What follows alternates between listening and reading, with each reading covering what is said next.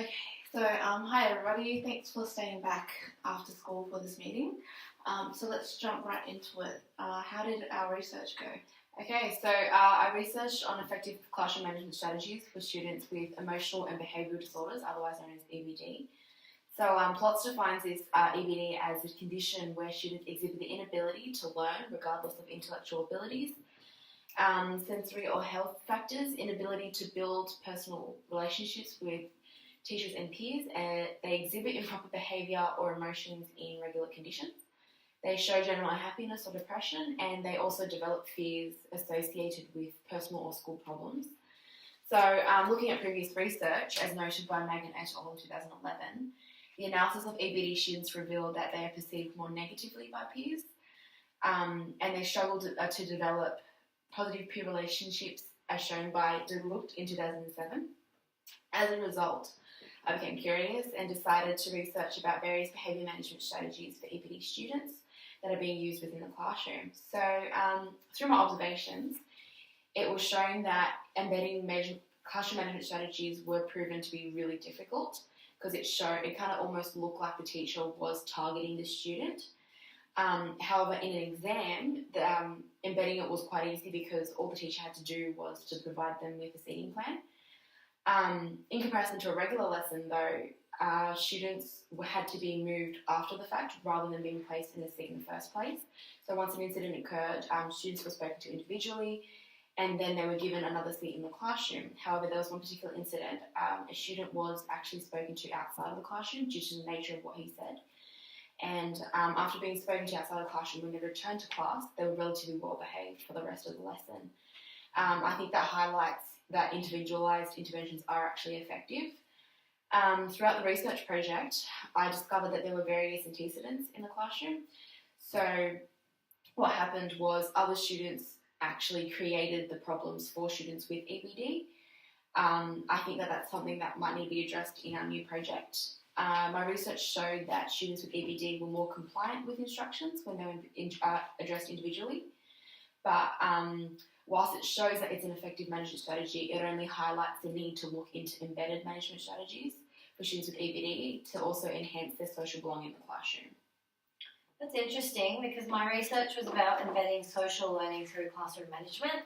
So my research of previous literature on the subject, for example, James, Bailey and Jacob, 2014, showed that students who are strong in social and emotional skills, such as working cooperatively with peers, dealing with conflicts, they are more likely to be able to take advantage of classroom instruction. I also found in an article by Skiba et al. 2016 that classrooms where rules and expectations are clearly set and modelled by the teacher have less disruptive behaviours. So with this being taken into consideration, I collected data through observations with one specific class over the course of a week. The teacher was asked to implement collaborative activities and consciously model pro-social behaviour in her lessons. By analysing the data into themes, I was able to see some correlation between classroom management procedures and student behaviours. So, for example, when there was explicit social skills instruction and emphasis on respect, student misbehaviour decreased. Another important finding was that when the teacher modelled pro-social behaviour, the students followed. This also led to positive teacher-student relationships, which in turn led to increased engagement and participation. So from my observations, I could see that the classroom teacher understood her individual students' interests, learning processes and strength, which enabled her to implement the appropriate strategies to engage her students. So therefore, my findings contribute to the idea that embedding social learning through classroom management may be beneficial in reducing disruptive behaviours and increasing participation in the classroom. Yeah, in that case, our research is related because I found that students who had a sense of belonging in the classroom are more willing to participate in classroom activities. So I researched on classroom management strategies for gifted and talented students, otherwise known as GAT students, by analysing students' recorded behaviours through artefacts of teachers' incident reports over a span of 3 weeks, as well as 2 lesson plans that were given to me with consent from the teacher. I noticed that students didn't really have a healthy sense of belonging in the classroom, which is possibly what's affecting their behaviour.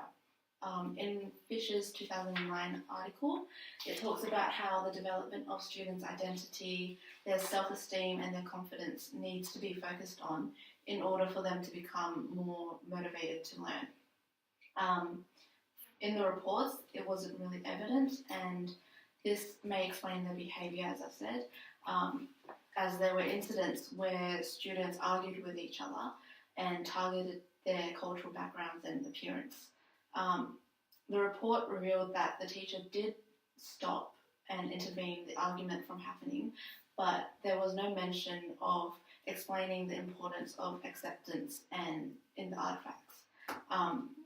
Another article by Moore, Ford and Milner in 2005 states that not only do the students' cognitive, academic, cultural, social development need to be considered, but there should also be a focus on students' identity, friends, belonging and safety as well. Looking at the lesson plan artifacts, there are quite a variety of activities, but none of them really highlighted cultural inclusivity in the lesson.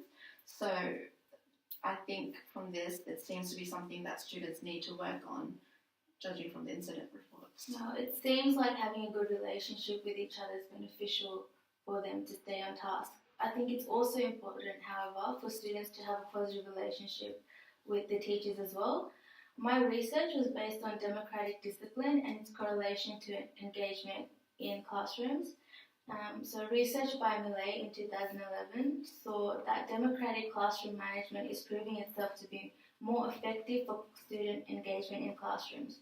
And I wanted to see how this method of classroom management played out on the field in comparison to an autocratic classroom style. So to do this, I observed a total of 4 lessons with the same teacher, same class, and this was a Year 11 geography class. And I observed 2 lessons which displayed student-centered learning and 2 lessons which were teacher-instructed.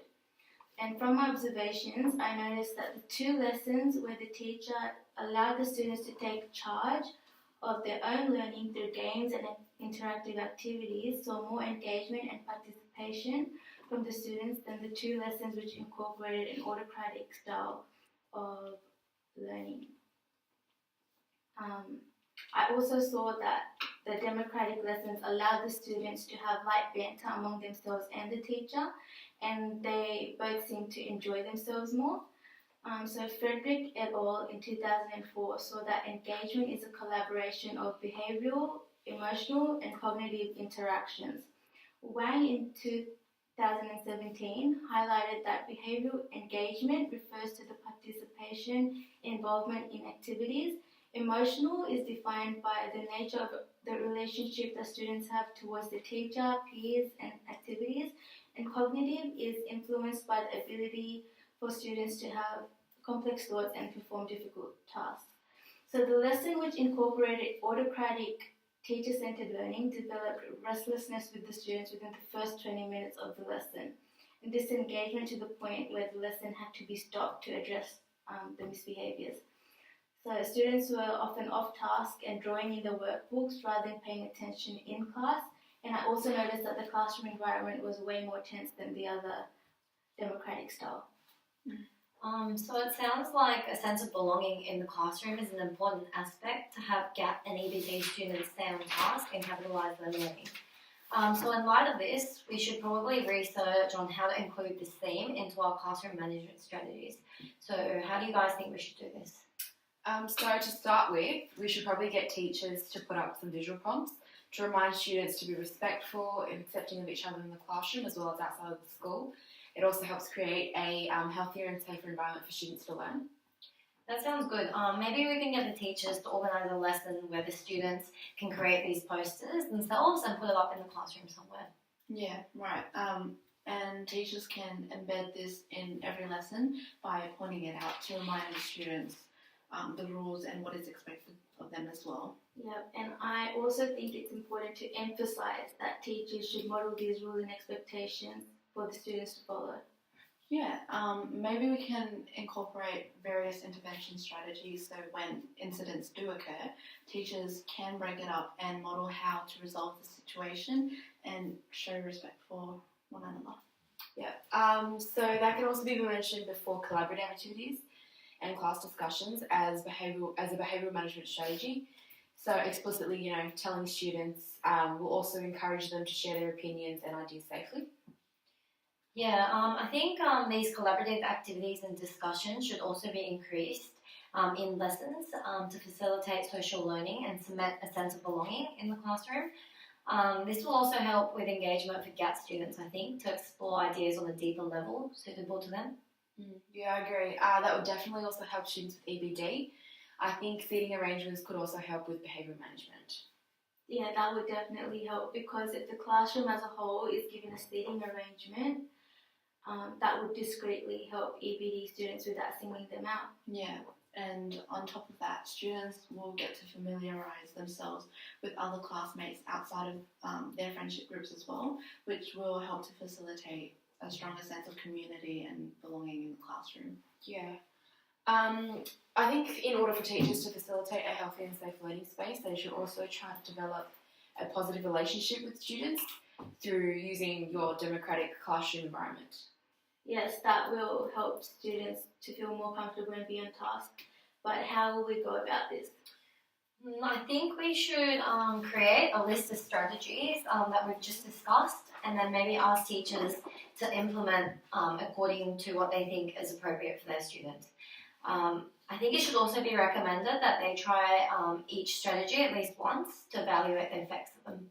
Yeah, and then in terms of our data collection, we can observe a Year 8 class just because they're the easiest year to do throughout the term, and then as well we can give them a pre and post survey, so then we can see and compare the changes in their attitudes of students before and after the implementation of this project. Yeah, I think that's a good choice of data collection. It might also be beneficial for our research to incorporate another mini questionnaire for students to reflect on lessons when we observe them, so that we can have a more accurate perspective of the effectiveness of the strategies that the teachers decide to use in the classroom. Yeah, but remember, we need to think about the ethical principles of the research. So I'll make sure to get the consent forms printed out by next week, so we can start handing them out to the teachers and go ahead with this research. Yeah, sounds good. So pretty much to sum up, our research topic is how to create a sense of belonging and respect in the classroom through classroom management strategies. While we wait for the consent forms to be returned, I think we should create the management strategy list that I mentioned before, maybe by next week, so we can start involving everyone in our action research project. Yeah, great. So let's run this project at a staff meeting, and then we'll meet up again next week. Yeah, so Yeah. Sweet. Cool. All right. Thank you.